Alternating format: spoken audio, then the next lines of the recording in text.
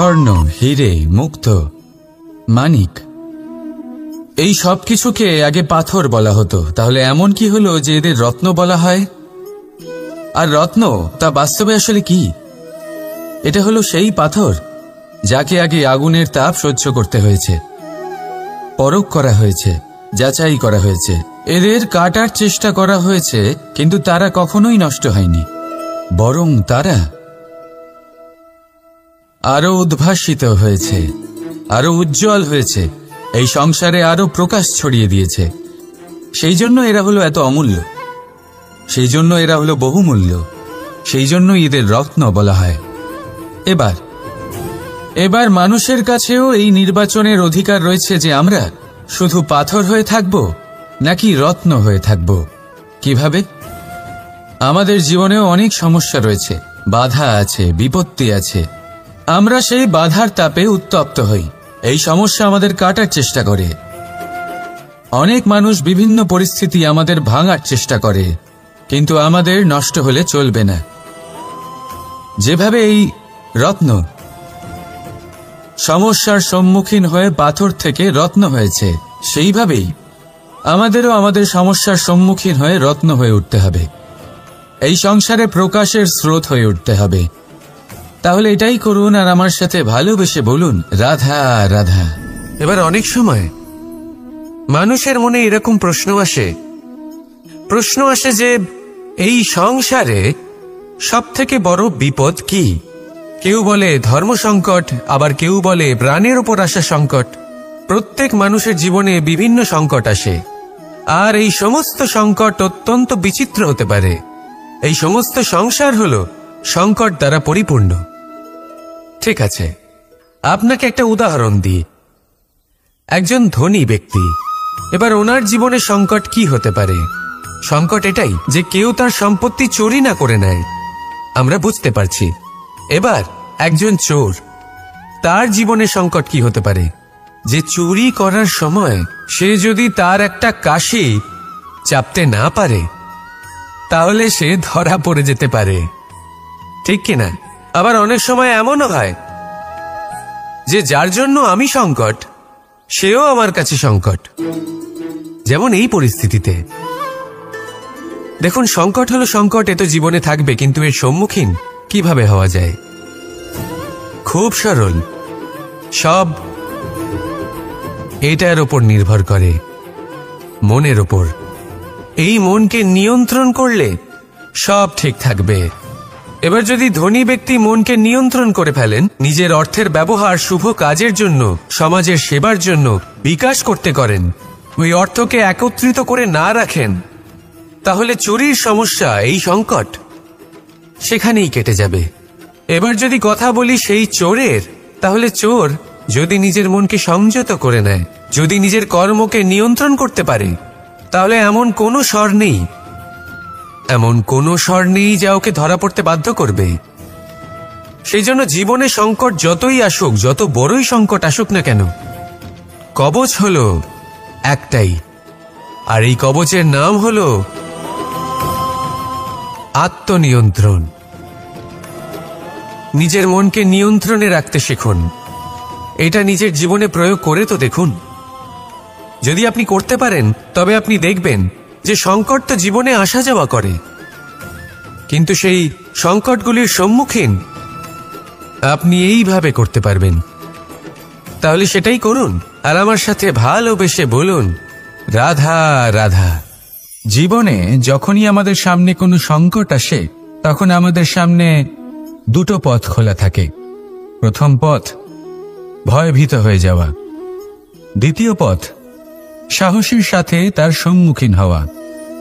এই দুইয়ের উদ্দেশ্য সমান, লক্ষ্য হলো সমান, আত্মসুরক্ষা, জীবন রক্ষা। কিন্তু ভয়কে দুর্বল মনে করা হয় আর সাহসকে আপনার বল বলে মনে করা হয়। কারণ হলো এটাই যে ভয় তা হলো শুধুমাত্র একটা প্রতিক্রিয়া, আর সেইখানে সাহস এটা হলো একটা নিশ্চয়, একটা প্রতিবদ্ধতা। আর যদি সাহসের সাথে আপনি সংকটের সম্মুখীন হন, তাহলে হয়তো সেই সংকট আপনি চিরকালের মতো দমন করতে পারবেন। কারণ বিপদ যখন আসে, তখন সর্বপ্রথম আমাদের দ্বন্দ্ব হয় এখানে, মনে। সেই বিপদের সম্মুখীন আমরা এখানে হই। যদি এই হৃদয়কে, এই মনকে আপনি সাহসী করে তুলতে পারেন, তাহলে তাতে কখনো ভয় আসবে না, আর সেই বিপদের সম্মুখীন হওয়াও সরল হবে, জয়লাভ করাও সরল হবে। তাই নিশ্চিত রূপে সাহস হলো অধিক শ্রেষ্ঠ। জীবনে যখনই কোনো সংকট আসবে, তখনই সাহসের সাথে তার সম্মুখীন হন, আর আমার সাথে ভালোবেসে বলুন, রাধা রাধা। সংসারের সবথেকে মূল্যবান ধন কি হতে পারে?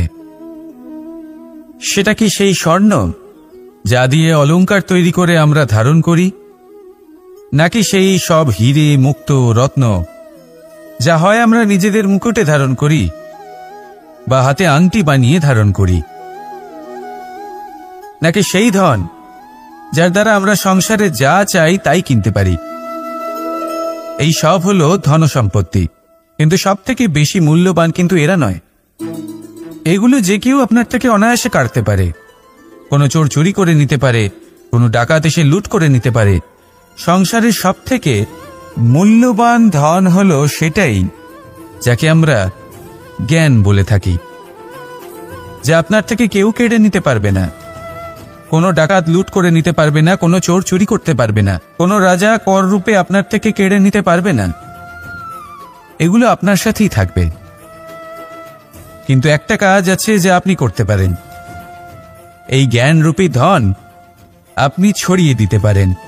এই জ্ঞানই হলো এমন একমাত্র ধন যা ভাগ করে নিলে আরো বেড়ে যায়। সেই জন্য জীবনে সব সময় মনে রাখবেন, জ্ঞান লাভ করার বিষয়ে বেশি একাগ্র হন, ধন লাভ করার দিকে নয়। আমাদের মন প্রসন্ন চিত্ত হয়ে বলবে, রাধা রাধা। বৃক্ষের বীজ একটা সর্ষের দানার থেকেও ছোট হয়, কিন্তু যখন এটা বড় হয় তখন একটা বট গাছের মতো বৃহৎ আর মহান হয়ে ওঠে।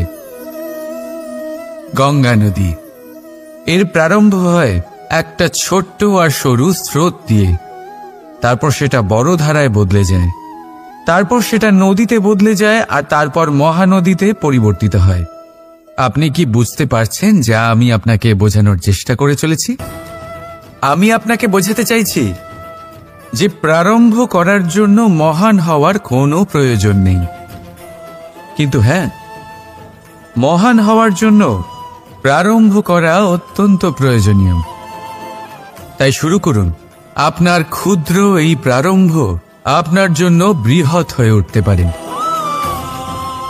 শুরু করেই দেখুন না, আপনার গন্তব্য আপনার জন্য অপেক্ষা করে আছে। রাধা রাধা। পুষ্প দেখতে পাচ্ছেন আপনি? কি সুন্দর এই পুষ্প। সবাই চায় এরকম কোনো এক পুষ্প সে নিজের করে নেবে, নিজের কাছে রাখবে। এবার ভাবুন, এই পুষ্প যে সম্মান পায় তা কিসের জন্য পায়? শুধু কি তাকে সুন্দর দেখতে বলে? আসুন আপনাকে একটা কথা বোঝাই। এই ফুল যখন গাছে থাকে তখন এই রূপ আমাদের আকর্ষণ করে। এই ফুল দিয়ে যদি আপনি মালা বানান, কোনো মূর্তিতে দেন, তাহলে তা সম্মানের নিদর্শন হয়। এবার এই ফুলই যদি আপনি বিছানাতে ছড়িয়ে দেন, তাহলে সেই দৃশ্য দেখে সেই সুবাসে আপনার মন পুলকিত হয়ে ওঠে। কিন্তু ভাবুন, এই পুষ্পই যদি আপনি চিতায় সাজান, তাহলে এই পুষ্পকে আর কেউ সম্মান করে না। একই রকম কথা, সেই একই পুষ্প এক পরিস্থিতিতে সম্মান পাচ্ছে, এক পরিস্থিতিতে নয়। কেন? কারণ এতেই লুকিয়ে রয়েছে একটা গুরুত্বপূর্ণ শিক্ষা। এর সারমর্ম হলো এটাই যে এই সম্মান ব্যক্তি বা বস্তুকে করা হয় না, সম্মান করা হয় সময় এবং পরিস্থিতিকে। এবার এই যে সময়, তা কখনোই আমাদের বশে থাকে না, আমাদের বশে থাকে পরিস্থিতি। আমাদের পরিস্থিতি কেমন হবে তার সিদ্ধান্ত স্বয়ং আমরাই নিই, আর যেরকম আমাদের পরিস্থিতি হবে সেরকমই আমাদের সম্মান করা হবে। তাহলে আসুন আমার সাথে ভালোবেসে বলুন, রাধা রাধা।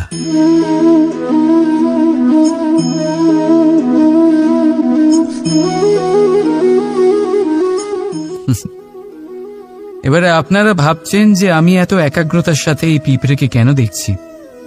আপনাকে বলি যে আজ এই পিঁপড়েকে দেখে আমি মন্ত্রমুগ্ধ হয়ে গেছি। ওর রূপ বা ওর আকার দেখে নয়, এই পিঁপড়ের প্রচেষ্টা দেখে।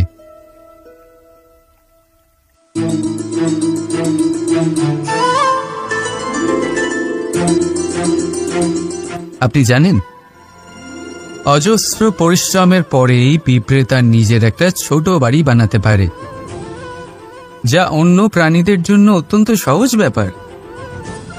তাই পিঁপড়ের জন্য তার জীবনের সবচেয়ে বড় ঘটনা, সবচেয়ে বড় সাফল্য তার। ভবিষ্যতে এই পিঁপড়ে থাকুক বা না থাকুক, তাদের বানানো বাড়ি বহু বছর অবধি টিকে থাকে। জীবনের সাফল্যের সাথেও ঠিক এমনটাই ঘটে। আপনি একদিনে সাফল্য লাভ করতে পারবেন না, কিন্তু যদি আপনি প্রতিদিন চেষ্টা করতে থাকেন, তবে একদিন আপনি অবশ্যই সাফল্য লাভ করবেন। মনে রাখবেন, ভাগ্যের দ্বার তাদের জন্য উন্মুক্ত হয় না যারা হার মেনে নেয়। ভাগ্য তার দ্বার তাদের জন্যই খোলে যারা বসে না থেকে প্রয়াস করে সেই দরজার কড়া নাড়াতে। তাই প্রয়াস করতে থাকুন, সাফল্য অবশ্যই একদিন না একদিন আপনার কাছে আসবেই। রাধা রাধা। এই তালাটা দেখতে পাচ্ছেন আপনি? এই তালাকে ভেঙেও খুলে দেওয়া যায়, আবার ভালোবেসেও খুলে দেওয়া যায়। অর্থাৎ এই তালাটা আপনি এই চাবির দ্বারাও খুলে দিতে পারেন, এই হাতুড়ি দিয়েও খুলে দিতে পারেন। কিন্তু এই খোলাতে তফাৎ আছে। যদি তালা খোলার জন্য আপনি সেটা ভেঙে ফেলেন, তাহলে তা পরের বার আর কাজে লাগবে না। কিন্তু যদি এটা আপনি চাবির দ্বারা খোলেন, তাহলে তা চিরকাল কাজে লাগবে। আমাদের জীবনে সম্পর্কগুলো কিছুটা এরকমই হয়। আমাদের জীবনের আনন্দরূপী ধন রক্ষা করে এই সম্পর্ক, কিন্তু ভালোবেসে। যদি ক্রোধের দ্বারা এই সম্পর্ক রক্ষা করা হয়, তাহলে পরে তা কোনো কাজে আসে না। তাই সম্পর্ক সবসময় প্রেমের চাবি দিয়ে খুলুন, কারণ প্রতিবার নতুন তালা আপনি ব্যবহার করতেই পারেন, নতুন সম্পর্ক গড়তে পারবেন না। রাধা রাধা। জীবন কি? এই জীবন আমরা জন্ম নিই, বড় হয়ে উঠি, আমাদের মা বাবা আমাদের পালন করেন, তারপর তাদের অর্থ দিয়ে আমাদের বাল্যকাল কাটে।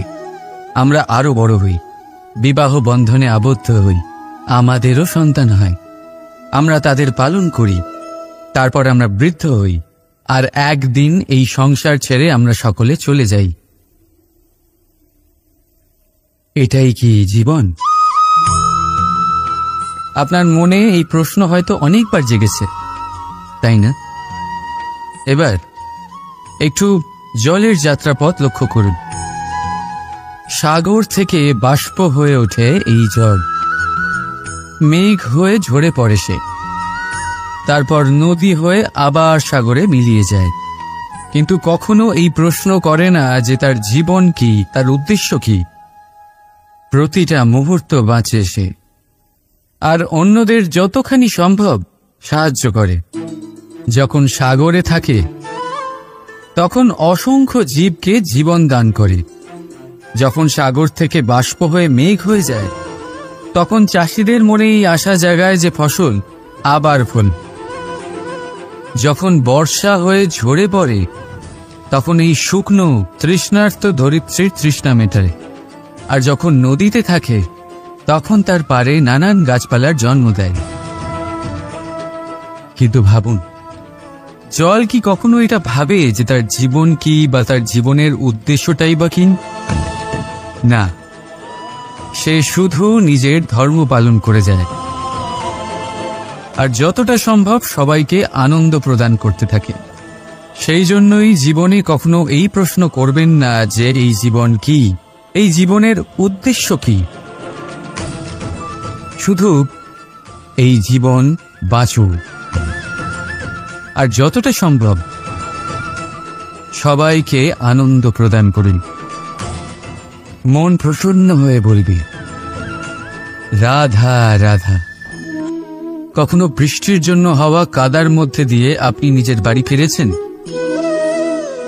পাদুকা পরার জন্য আপনি ওই কাদা থেকে অবশ্যই বেঁচে যান, কিন্তু সেই পাদুকা থেকে আগত নোংরা কাদার ছিটে আপনার বস্ত্রকে ময়লা করেই দেয়।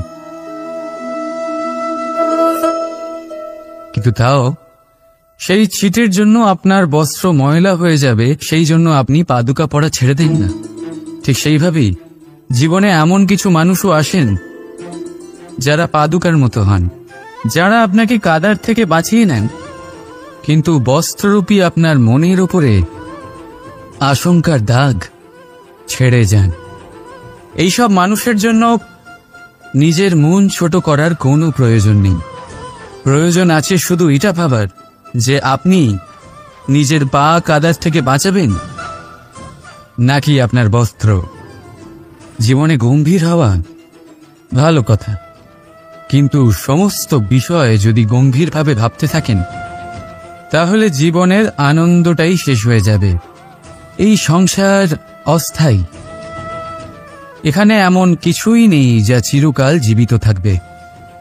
তাই যতক্ষণ এই জীবন আছে সন্তুষ্টি আর আনন্দ নিয়ে বাঁচুন। নিজের উপর আগত কাদার ছিটের দিকে মন দেবেন না, শুধু আনন্দ বিতরণ করুন। মন প্রসন্ন হয়ে বলবে রাধা রাধা।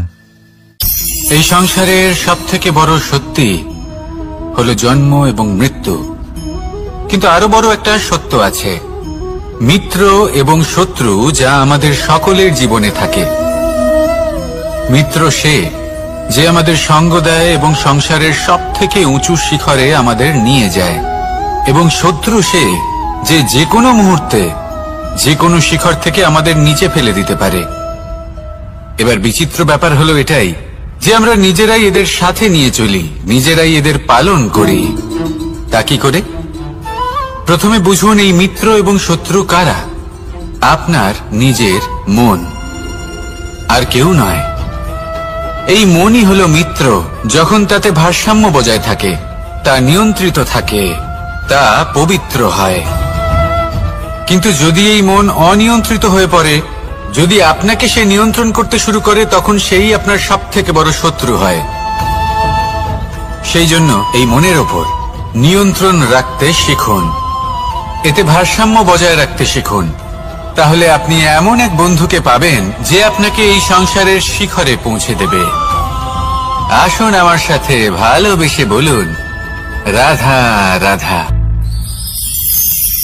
ঈশ্বর আসলে কে? সংসারের বেশিরভাগ মানুষের কাছে ঈশ্বর হলেন এই সংসারের রচয়িতা, পালনকর্তা। কারোর কাছে উনি জ্ঞাতা, কারোর কাছে উনি হলেন আস্থার প্রতীক, আবার কারোর জন্য শুধুমাত্র অন্ধ বিশ্বাস। কিন্তু এই ঈশ্বর কি কোনো শরীর, নাকি একটা বোধ, নাকি শুধুই শ্রদ্ধা? ঈশ্বর হলেন তিনি যিনি হলেন আপনার ইষ্ট। সেই জন্যই তো গুরু, মাতা, পিতা এনাদেরও ঈশ্বরই বলা হয়েছে।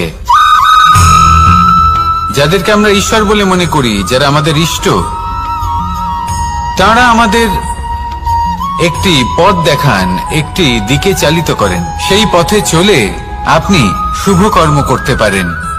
আর যখন কোনো ব্যক্তি তার ঈশ্বরের আদেশ পালন করেন, তখন সে নিজে থেকেই শুভ পথে অগ্রসর হয়ে যান। বেশ কয়েকজন মানুষ ঈশ্বরের ওপর আস্থা রাখেন এবং ভাবেন যে অনুচিত কোনো কাজ করা উচিত নয়, ঈশ্বর দেখছেন। ওনারা ভয় পান যে কোনো অনুচিত কর্ম করলে কে জানে তার পরিণাম কি হবে। এমন অনেক ব্যক্তি রয়েছেন যারা ঈশ্বরকে বিশ্বাস করেন এবং জানেন যে ঈশ্বর তাদেরকে দেখছেন। তাই যে যে শুভ কর্ম ওনারা করেছেন তার ফল তারা অবশ্যই পাবেন। এবার আপনি ভয় পেয়ে ঈশ্বরকে বিশ্বাস করবেন নাকি বিশ্বাসের দ্বারা ঈশ্বরকে বিশ্বাস করবেন, সেই সিদ্ধান্ত আপনারই। কিন্তু হ্যাঁ, যদি আপনার মনে ঈশ্বরের জন্য কোনো স্থান থাকে, যদি আপনার কোনো ইষ্ট থাকেন, যদি আপনি কাউকে ঈশ্বর মনে করেন, যার প্রত্যেক আদেশ আপনি পালন করে থাকেন, তাহলে বলি ঈশ্বর কখনো আপনাকে অনুচিত পথে চালিত করবেন না। আসুন আমার সাথে ভালোবেসে বলুন, রাধা রাধা। এই সংসারে ভিন্ন ভিন্ন ধরনের গাছ আছে, অসংখ্য ধরনের প্রজাতি আছে। কিছু গাছ পাতা দিয়ে থাকে, কিছু ফুল, কিছু ফল। কেউ ছায়া প্রদান করে, কেউ শীতলতা প্রদান করে, কেউ নিজেকে খুব কষ্ট দিয়ে এই সংসারের বিকাশে সহায়ক হয়ে ওঠে। কিন্তু এই সবার মধ্যে একটা বিষয় কিন্তু সমান, এরা প্রত্যেকেই পাতা ছাড়া, ফুল ছাড়া, ফল ছাড়া জীবিত থাকতেই পারে, কিন্তু কোনো বৃক্ষই শিকড় ছাড়া বেঁচে থাকতেই পারে না। এটাই হলো রাধার।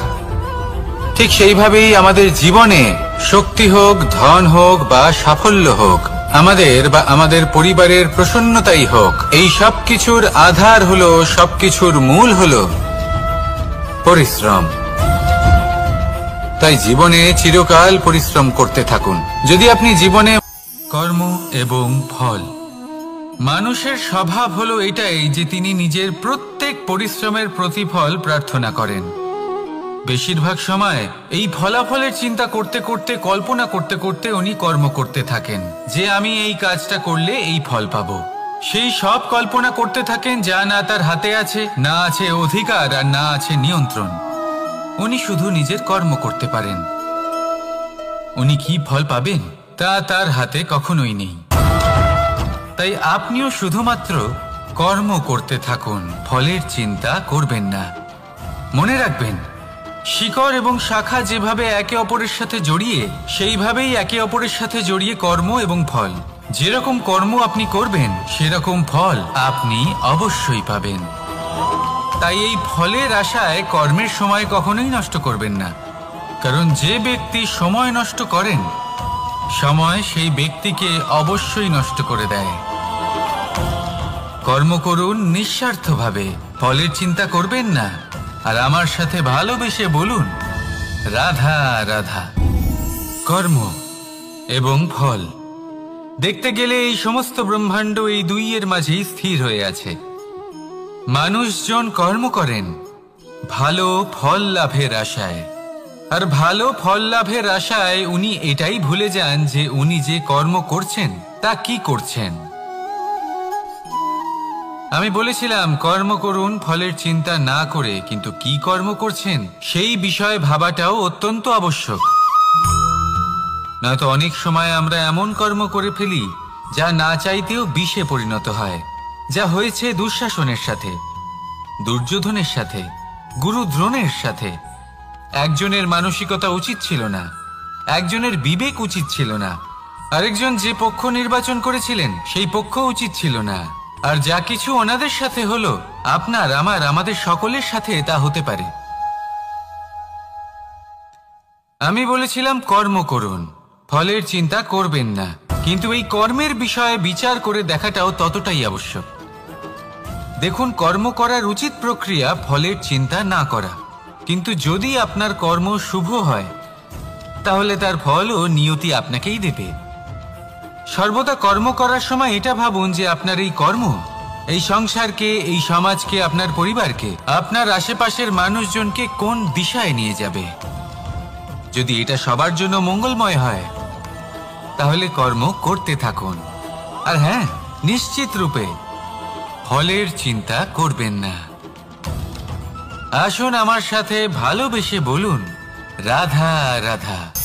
বটবৃক্ষের বীজ সর্ষের দানার থেকেও ছোট হয়, কিন্তু যখন তা নিজের রূপ ধারণ করে তখন তা বিশাল বৃক্ষের আকার ধারণ করে, যা সহস্র বছর ধরে বেঁচে থাকে, ছায়া প্রদান করে, পাখিদের আশ্রয় প্রদান করে, আর দেয় পথচারীদের বিশ্রাম করার স্থান। কেন? কারণ সেই ছোট বীজ তা মাটির ভেতরে গিয়ে নিজের খোলস ত্যাগ করে। অন্ধকারে থাকে সে, যতই আলো আসুক না কেন, যতই বর্ষা আসুক না কেন, সব সহ্য করে। আর তারপরে একটা চারা গাছ অঙ্কুরিত হয়, তারপর ধীর গতিতে একটা বিশাল বৃক্ষতে পরিণত হয়। দেখুন, জীবনে কঠিন সময় আসে, এই জন্য নয় যে আপনি হার মেনে নেবেন, এই জন্য আসে যাতে আপনি ভবিষ্যৎ নির্মাণের জন্য নিজেকে তৈরি করতে পারেন।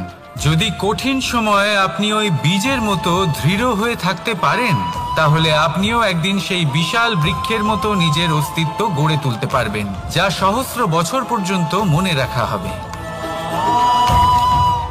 আসুন আমার সাথে ভালোবেসে বলুন, রাধা রাধা। এই ব্রহ্মাণ্ড কত বৃহৎ, তাই না? যার সম্মুখে এই পৃথিবীকেও একটা বিন্দুর মতো মনে হয়। আর এই পৃথিবীতে আমরা কে হই, আমাদের আকার কিরকম, আমাদের অস্তিত্বই বা কি? যখন আমরা এভাবে ভাবি তখন মনে হয় আমরা কিছুই নই। তা আমরা যখন কিছুই নই, তাহলে আমরা এত চিন্তা করি কেন? কি ভেবে ভয় পাই? কাকেই বা এত ভয় পাই? কে আমাদের মারতে পারে আর কেই বা আমাদের জন্ম দেবে? আত্মার আসলে না কখনো জন্ম হয় আর না কখনো মৃত্যু। আত্মা শুধুই শরীর বদল করে। আপনি, আমি, আমরা সকলে এই শরীর নয়, আমরা হলাম আত্মা, যা হলো পরম আত্মার পরম অঙ্গ। সেই জন্য মনে রাখবেন, বাইরের কোথাও দেখবেন না, নিজের অন্তরের গভীরে গিয়ে দেখুন, আত্মাকে উপলব্ধি করতে শিখুন। ক্লেশ, ভয়, চিন্তা, এই সব কিছুর থেকে নিজেকে দূরে রাখুন, তাহলেই উপলব্ধি করতে পারবেন পরমাত্মাকে। তাহলে আসুন আমার সাথে ভালোবেসে বলুন, রাধা রাধা। পরিবর্তন এই সংসারের শাশ্বত নিয়ম। কোনো রাজা নেই যিনি চিরকাল রাজা থাকেন, কোনো ধনী ব্যক্তি নেই যিনি চিরকাল ধনী থাকবেন। এই সংসারে সূর্যের স্থান নেওয়ার জন্য চন্দ্রিমার আগমন ঘটে। কোন স্থান যাকে পতিত বলা হয়েছিল, সেখানে মহল তৈরি হয়েছে। কোন স্থান যাকে আজ মলিন বলা হয়েছে, কাল সেখানে মন্দিরও স্থাপন হতে পারে। কোনো ঋতু চিরকালের জন্য থাকে না, কখনো সময় চিরকাল একরকম থাকে না। আজ যে আপনার কাছে রয়েছে, কাল অন্য কারোর ছিল। আজ যে আপনার কাছে রয়েছে, কাল তা অন্য কারোর কাছে চলে যাবে। আপনার সাথে কিছু থাকলে তা হলো আপনার কর্ম, কিন্তু সেই কর্মের পরিণামও আপনার নয়। আপনি শুধু কর্ম করুন, বাকি সবকিছুই পরিবর্তনশীল। কিন্তু সেই পরিবর্তনকে দেখে ভয় পাওয়ার প্রয়োজন নেই, তাকে স্বাগত জানান। যদি আপনি হাসি মুখে সেই পরিবর্তনকে স্বাগত জানান, তাহলে এই পরিবর্তনও হাসি মুখে আপনার সাথে থাকবে। আসুন আমার সাথে ভালোবেসে বলুন, রাধা রাধা। সঞ্চয়। মানুষের যখন থেকে বোধবুদ্ধি হয়, সঞ্চয় করতে আরম্ভ করে দেন। সঞ্চয় করতে থাকেন ভোজনের, সঞ্চয় অর্থের, সঞ্চয় শক্তির। নিজের জন্য করেন, নিজের পরিবারের জন্য করেন, নিজের স্ত্রীর জন্য করেন, সন্তানের জন্য করেন, সন্তানের সন্তানের জন্যও সঞ্চয় করেন। সঞ্চয় করার জন্য ওনার কাছে অনেক কারণ রয়েছে, কারণ উনি এটা ভাবেন যে এই সঞ্চিত শক্তির জন্য কেউ ওনার কোনো ক্ষতি করতে পারবে না। মানুষ ভুলে যান একটা গুরুত্বপূর্ণ কথা, এই সত্য, উনি এই সংসারে খালি হাতেই এসেছিলেন, আর এখান থেকে ওনাকে খালি হাতেই যেতে হবে। যা এখানকার তা এখানেই থেকে যাবে। আর যদি কিছু ওনার সাথে যায়, তা হলো ওনার কর্ম, আর কিচ্ছু নয়। তাই যদি কিছু অর্জন করতে চান, তাহলে শুভ কর্ম অর্জন করুন, আত্মশক্তি অর্জন করুন, কারণ পরলোকে এটাই হবে আপনার সম্পত্তি। তাহলে কি এটা আপনি অর্জন করতে চান না? আসুন আর আমার সাথে ভালোবেসে বলুন, রাধা রাধা। সদিচ্ছা। দেখতে গেলে 3 অক্ষরে তৈরি এই শব্দ, কিন্তু সমস্ত ত্রিলোক তার উপরেই আধারিত। আপনি এই সংসারে এসেছেন, তখন অবশ্যই শ্বাস নেবেন, কিন্তু তার বদলে আপনাকে কিছু তো দিতেই হবে। আপনার উপর নির্ভর করছে আপনি কি দেবেন। কি দেবেন এই সংসারকে, এই সমাজকে, নিজের পরিবারকে, আর তার বদলে কি নেবেন? যশ নাকি অপযশ? দেখুন, এক ছিল রাবণ, যে কিনা সমুদ্র পার করলো সীতাকে অপহরণ করার জন্য, আর এক ছিলেন রামচন্দ্র, যিনি সমুদ্র পার করেছিলেন, সেতু বানিয়ে গিয়েছিলেন সীতাকে ফিরিয়ে নিয়ে আসার জন্য। দুজনেই সমুদ্র পার করেছিলেন, শুধু পার্থক্য ছিল সদিচ্ছাকে বোঝার লক্ষ্যের। অনেক মানুষের যাত্রা একরকম হতেই পারে, কিন্তু আনন্দ তখনই লাভ করবেন যখন লক্ষ্য শুভ হবে, মহান হবে। এই লক্ষ্য দিয়ে এই সংসারের কল্যাণ হবে এবং মানুষের সম্মান হবে। যদি আপনার সংকল্প উচিত হয় তাহলে আপনার লক্ষ্য উচিতই হবে, নয়তো শুধুমাত্র বিনাশ হবে। আর উচিত এটাই হবে যে বিনাশের হাত থেকে যেন নিজেকে বাঁচানো যায়, কি বলেন? তাই জীবনে যে লক্ষ্য স্থির করছেন মনে রাখবেন তা যেন শুভ লক্ষ্য হয়। যদি এরকম হয় তাহলে আপনার যাত্রা, আপনার জীবন দুটোই শুভময় হবে। আসুন আর আমার সাথে ভালোবেসে বলুন, রাধা রাধা। সুরক্ষা। এই সুরক্ষা আসলে কি? এটা কি কোনো কবচ নাকি কোনো সীমা? এই সুরক্ষা আসলে অন্য কিছু। আমাদের মাতা পিতা, আমাদের প্রিয়জন, আমাদের বন্ধু, এই সমাজ, আমাদের শুভাকাঙ্ক্ষী, আমাদের আত্মীয়, এনারা সবাই আমাদের জীবনে কোনো না কোনো ভাবে সুরক্ষা দিয়ে থাকেন, একটা কবচ দিয়ে থাকেন কোনো না কোনো রূপে। কিন্তু দেখতে গেলে আমাদের পরাক্রমের পথে, আমাদের বীরত্বের পথে, আমাদের সাহসের পথে এই সুরক্ষাই সব থেকে বড় বাধা হয়ে দাঁড়ায়। একবার ভেবে দেখুন, যদি আপনি কোনো সুরক্ষাই না পান, বা যদি আপনি এই সুরক্ষা ভেঙে বাইরে আসতে পারেন, তাহলে আপনার বীরত্ব চরম সীমায় পৌঁছে যায়। কেন? কারণ তখন আপনি জানেন যে এই সংসারের সম্মুখীন আমাদের নিজেদেরই হতে হবে। আপনি বুঝে যান যে শত্রুর সম্মুখীন এবার নিজের বলের দ্বারা, নিজের পরাক্রমের দ্বারা, নিজের সাহসের দ্বারা করতে হবে। আর তখন আমাদের মনের মধ্যে এই শক্তি জাগ্রত হয়। এই শক্তি অন্তরেই বসবাস করে। শুধু এটা চিনে নিতে হবে, একে জাগ্রত করতে হবে। আর এটা সুরক্ষা ভেঙে যাওয়ার পরেই সম্ভব হয়। আর যারা নিজের শক্তি সম্পর্কে জানেন, যিনি নিজেই জানেন তিনি কতটা শক্তিশালী, তিনি নিজেই নিজের সুরক্ষা কবচ চিরকালের মতো ভেঙে ফেলে দেন, ঠিক কর্ণের মতো। আর তারপরে দেখুন, আপনার পরাজয় হোক বা বিজয়ী হোক না কেন, সেটাই অনেক বড় হয়, সেটাই প্রশস্ত হয়ে থাকে। সেই জন্য ত্যাগ করুন নিজের ভয়কে, নিজের আশেপাশের এই সুরক্ষা চক্রকে ভেঙে ফেলুন। আর সম্মুখীন হন এই সংসারের নিজের শত্রু সম্মুখীন হন। পরাক্রমের এই অঙ্কুর, তা অঙ্কুরিত হওয়ার জন্য বীজের উপরের এই কবচ, এটা ভেঙে যাওয়া অতি আবশ্যক। আসুন আমার সাথে ভালোবেসে বলুন, রাধা রাধা।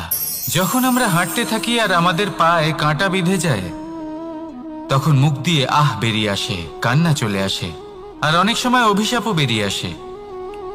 কিন্তু আমরা কি কখনো এটা এইভাবে দেখেছি, এইভাবে ভেবেছি যে আমরা যে পথে চলেছি সেই পথে কাঁটা বিঁধেছে, নাকি আমরা সেই পথ নির্বাচন করেছি যাতে শুধুই কাঁটা রয়েছে? নাকি আমরা এভাবে ভেবে দেখেছি যে এই কাঁটা আমাদের কষ্ট দিতে এসেছে, নাকি এটা আমরাই বিছিয়ে রেখেছিলাম? সাবধান থাকা উচিত ছিল, কারণ কাঁটা বিঁধলে যন্ত্রণা হবে, চিৎকার করে ফেলতে পারি, মুখ থেকে অভিশাপও বেরিয়ে আসতে পারে। কিন্তু এই অভিশাপ শুধুমাত্র আমাদের তরফ থেকে অভিশাপ হয়, সামনের ব্যক্তিটির ওপরও নির্ভর করে। এবার সেই ব্যক্তি যদি এমন হয় যে ফুল আর কাঁটা এই দুই সমানভাবে গ্রহণ করতে পারে, তার কাছে অভিশাপও বরদানে পরিণত হয়। শেষ পর্যন্ত ব্যাপারটা দাঁড়ায় ভাবনা, চিন্তা, দৃষ্টিভঙ্গির ওপর। কারণ আপনার এই ভাবনাই সত্যি হয়ে সামনে আসে। সেই জন্য এই ভাবনা, চিন্তা, মানসিকতাকে গুরুত্ব সহকারে দেখবেন। এই বিবেচনা নিয়ে বিবেচনা করতে শিখুন। আমার কথার অর্থ হলো যে জীবনে যখন এরকম কিছু একটা ঘটবে, তখন ভেবে দেখুন যে এরকম কেন হলো। আপনি কি এমন কোনো কর্ম করেছিলেন যার কর্মফল এটা? এমন কোনো কাজ যা অনুচিত ছিল, অসত্য ছিল, যা অভদ্রতার কারণ ছিল? ভেবে দেখা প্রয়োজন। দেখুন, ইচ্ছে হলো আপনার যে আপনি কি করতে চান, ভাবনা আপনার, সত্য আপনার, জীবন আপনার, সিদ্ধান্ত আপনার। আসুন আর আমার সাথে ভালোবেসে বলুন, রাধা রাধা। সময়, এই সময় আসলে কি? এই সময় একটা সরল রেখা তো কখনোই নয়। সময় হলো একটা চক্র, যেখানে এর আদি সেখানেই হলো এর অন্ত, আর যেখানে তা শেষ হয় সেখান থেকেই তার শুরু হয়। এই সময় একটা অত্যন্ত বিচিত্র চিন্তা, বিচিত্র ভাবনা, একটা বিচিত্র বস্তু যা কেউ বুঝতে পারেন না। এই সময়ের লীলা, এর কোনো প্রমাণ নেই, কোনো জ্ঞান নেই, কোনো পরিমাপ নেই।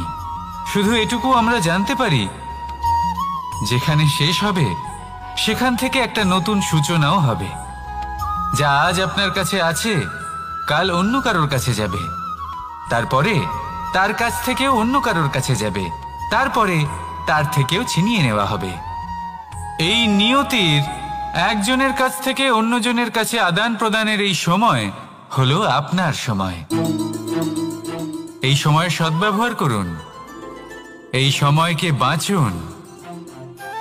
আপনাকে শুধু এটাই সুনিশ্চিত করতে হবে যে আপনি কোন পক্ষে আছেন। আর সত্যি বলতে কি, আপনার জীবনের পরিণাম নির্ভর করে আপনার নির্বাচনের ওপর। আপনি কোন পক্ষ নির্বাচন করছেন। তাহলে মনে রাখবেন, জীবনে সেই পক্ষই নির্বাচন করবেন যা চয়ন করার পরে আপনি সুখ অনুভব করবেন, আপনি সন্তোষ লাভ করবেন, প্রসন্নতা লাভ করবেন। আর আমি এটাই সুনিশ্চিত করব যে এই পক্ষ যেন শান্তির পক্ষ হয়, এই পক্ষই যেন প্রেমের পক্ষ হয়। তাহলে চিন্তা করবেন না, আর আসুন আমার সাথে ভালোবেসে বলুন রাধা রাধা। দৃষ্টি আর দৃষ্টিভঙ্গি, এই সমগ্র লীলা হলো এই দুইয়ের। বিচিত্র হতে পারে, কিন্তু এটাই সত্যি। এবার আপনাকে একটা উদাহরণ দিয়ে বোঝাই। অনেক সময় আপনি কোনো ব্যক্তিকে এটা বলতে শুনবেন যে আমি আমার নিজের উপরে গর্ব করি, আমি নিজেকে নিয়ে গর্ব করি, আমি খুব ভালোভাবে আমার মা বাবার সেবা করি, ওনাদের আমি সবসময় সুখী রাখি, ওনাদের আমি একটা বাড়ি দিয়েছি, সকল সুখ সুবিধা দিয়েছি, ওনাদের জীবনে প্রত্যেক জিনিস দিয়েছি আর দেব যা তাদের প্রয়োজন। এবার আমাকে বলুন যে আপনি কে হন। আপনি হলেন সেই বীজ যা আপনার মাতা পিতা রোপণ করেছেন। আপনার মা বাবাই আপনাকে এই সংসারে জন্ম দিয়েছেন। এবার এইসব কথার কি তাৎপর্য? এই হলো সেই ব্যক্তির দৃষ্টিভঙ্গি। এবার দেখা যাক এই প্রকৃতি আমাদের কি শেখায়। কখনো কোনো গাছকে দেখবেন, যখন সেই গাছে ফল আসে, সে মালিকে এটা বলে না যে দেখো আমি তোমাকে ফল খেতে দিচ্ছি। সেই বৃক্ষ এটা বলে না যে দেখো আমি তোমায় আহার করতে দিচ্ছি, কারণ ও জানে যে এটা হলো সেই মালির পরিশ্রম, এটা হলো তারই কর্মের ফল, আর এটা তারই পাওয়া উচিত। সে বলে যে তোমার জিনিস তোমাকেই অর্পণ করলাম, এ আমার জিনিস নয়। ও জানে সেই মালির গুরুত্ব আসলে কি। এটা হলো তার দৃষ্টিভঙ্গি। সেই জন্য আপনি জীবনে কোন ব্যক্তির মধ্যে, কোন পশু পাখির মধ্যে, কোন প্রাণীর মধ্যে, কোন পরিস্থিতিতে, কোন আবেগের মুহূর্তে কি দেখতে পাচ্ছেন, সেটা আপনার দৃষ্টিভঙ্গির উপরে নির্ভর করছে। তাই নিজের মনে ধন্যাত্মক ভাব জাগ্রত করুন, শুভ চিন্তা নিয়ে আসুন। এই ভাবনাই সত্য হয়ে সামনে আসবে। এই দৃষ্টিভঙ্গি এমন হয়ে যাবে যে আপনার জীবনে সবকিছুই শুভ হবে। তাহলে আসুন আর আমার সাথে ভালোবেসে বলুন রাধা রাধা। প্রতিশোধ অথবা কাউকে দুঃখ দেওয়ার ভাবনা, যদি এটা আপনার মনে থাকে, তাহলে আপনি নিজের মনেই যন্ত্রণার একটা বিশাল বৃক্ষ রোপণ করছেন, এটা মনে রাখবেন। কারণ কাউকে দুঃখ দেবার এই ভাবনা, এটা হলো সেই বীজ যা আপনার মনেই পতিত হবে, আপনার মনেই অঙ্কুরিত হবে, আর আপনার মনেই একটা বিশাল বৃক্ষরূপে বেড়ে উঠবে। জীবন আপনার, কর্ম আপনার, কাউকে দুঃখ দেবার ভাবনা আপনার ছিল, এই বৃক্ষ হলো আপনার, তাই এর ফলও আপনিই পাবেন, যা গ্রহণও আপনাকেই করতে হবে। মনে রাখবেন, যে মানুষ এটা ভাবে যে আমি ওকে দুঃখ দেব, ওকে কষ্ট দিতে চাই আমি, সেই মানুষই দুঃখ আর কষ্ট পেয়ে থাকে। যদি সেই জায়গায় আপনি এটা ভাবেন যে আমি কাউকে সুখী করে তুলতে চাই, কাউকে সুখ প্রদান করতে চাই, তাহলে তারও বীজ আপনার মনেই রোপণ হবে, বৃক্ষে পরিণত হবে, যার ফলও আপনিই পাবেন। এখানে বিষয়টা হলো শুধু মানসিকতার চিন্তা, যা সত্য হয়ে আপনার সামনে আসে। তাহলে এই মানসিকতা শুভ করুন, সবার জন্য মঙ্গল কামনা করুন। অন্যের মনে আপনার জন্য ভালো চিন্তা থাকুক বা না থাকুক, আপনি সবার জন্য শুভ চিন্তা করে কর্ম করতে থাকুন, তাহলে আপনার সাথেও ভালোই হবে। তাহলে আসুন আর আমার সাথে ভালোবেসে বলুন, রাধা রাধা। সুখ আর অভিজ্ঞতা, এই দুই জীবনে একসাথে কখনোই আসে না। মনে রাখবেন, যেখানে সুখ থাকে সেখানে অভিজ্ঞতা থাকে না। আর যখন এই সুখ আমাদের জীবন